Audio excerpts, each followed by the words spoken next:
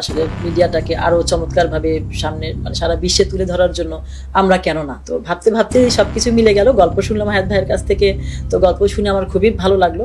তারপর থেকেই মেগাস্টার সাকিব খানকে নিয়ে ভাবনা যে যদি ছবি করি বা আমরা যদি মানে কোনো প্ল্যান করি তাহলে আগে ফার্স্ট প্রায়োরিটিতে উনি থাকবেন।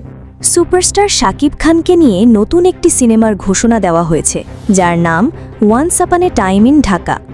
এটি পরিচালনা করছেন আবু হায়াত মাহমুদ, যিনি ছোট পর্দার সফলতা অর্জন করার পর বড় পর্দায় অভিষেক করতে যাচ্ছেন। সিনেমাটি ঢাকার ৯০ দশকের গ্যাং কালচার, বন্দুকযুদ্ধ, ক্ষমতার লড়াই এবং অপরাধ জগতের বাস্তব কাহিনীকে তুলে ধরবে।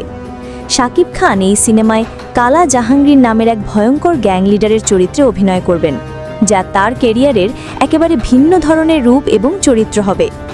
সিনেমায় মোশাররফ করিম একজন দুর্নীতিগ্রস্ত পুলিশের ভূমিকায় থাকবেন এবং কলকাতার জনপ্রিয় অভিনেত্রী মধুমিতা সরকার একজন সাংবাদিকের চরিত্রে অভিনয় করবেন, যিনি সত্য উদ্ঘাটনের লড়াইয়ে জড়িয়ে পড়েন।